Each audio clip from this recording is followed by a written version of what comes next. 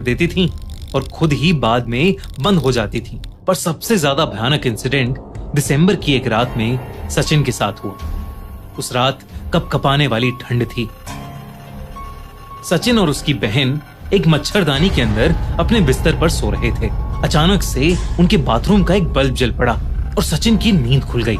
सचिन को अपने बिस्तर पर कुछ इधर से उधर हिलते हुए महसूस हुआ, जैसे उसके शरीर के नीचे कोई जंगली सांप रेंग रहा हो और मुंह से अजीब अजीब आवाजें निकाल रहा हो। सचिन घबरा गया और उसने अपनी बहन को उठाने की बहुत कोशिश की, लेकिन वो हिल भी नहीं पा रही थी। वो एक ऐसी गहरी नींद में सो रही थी कि जैसे किसी ने उस पर कोई जादू कर दिया हो। फिर सचिन को कुछ ऐसा दिखा जिससे उसकी आत्मा कांप उठी। सचिन ने देखा कि उसके बेड के पीछे से कुछ निकल रहा है। एक जला हुआ हाथ बेड के पीछे वाली दीवार से बाहर आया। वो किसी जिंदा इंसान का हाथ नहीं था। उस हाथ में 3 मोटी उंगलियां थीं, जिसकी खाल जलकर पिघल चुकी थी। वो जला हुआ हाथ धीरे धीरे सचिन के सर के पास आया और फिर उसके सर को फेरने लगा, जैसे कोई उसको सुलाने की कोशिश कर रहा हो। पर सचिन की नींद उड़ चुकी थी। उसका शरीर जम गया था। सचिन चाहकर भी उस जले हाथ को हटा नहीं पा रहा था। कुछ मिनटों बाद वो हाथ अपने आप वापस चला गया और सचिन कंबल मुंह पर डालकर शौक में लेटा रहा।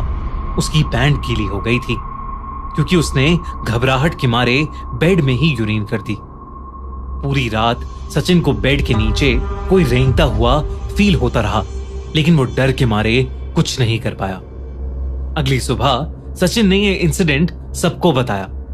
सचिन की मां को अब समझ आ गया था कि वो फ्लैट वाकई भूतिया है। उन्होंने फौरन विनोद को फोन करके वापस बुलाया और उसी दिन उनकी पूरी फैमिली कंपनी के गेस्ट हाउस में शिफ्ट हो गए और उन्होंने वहीं रहना शुरू कर दिया। कुछ दिनों बाद उन्हें किसी से उस फ्लैट में रह रहे पुराने किराएदार के बारे में पता चला। 5 साल पहले वहां एक केमिकल इंजीनियर रहता था और एक बिजनेस ट्रिप के दौरान उसका एक भयानक एक्सीडेंट हो गया था। उसकी मौत की खबर सुन के उसके पिता को बहुत सदमा लगा था। जब उसकी डेड बॉडी घर पहुंचने के रास्ते में थी तो उसके पापा ने खुद को बाथरूम में आग लगाकर जला लिया था। यही वजह थी कि बाथरूम की उस दीवार पर एक बहुत बड़ा जलने का निशान था। बाद में उन दोनों की बॉडीज की अंतिम क्रिया साथ में की गई।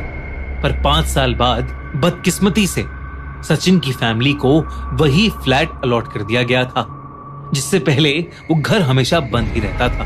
अपने नए घर में सचिन दिन रात कनेक्शन बनाता रहता था कि शायद उस रात जो जला हुआ हाथ उसने महसूस किया था और जो जला हुआ इंसान उसकी मां ने देखा था, वो उसी केमिकल इंजीनियर के पिता की आत्मा थी जो शायद अपने बेटे को ढूंढ रही थी।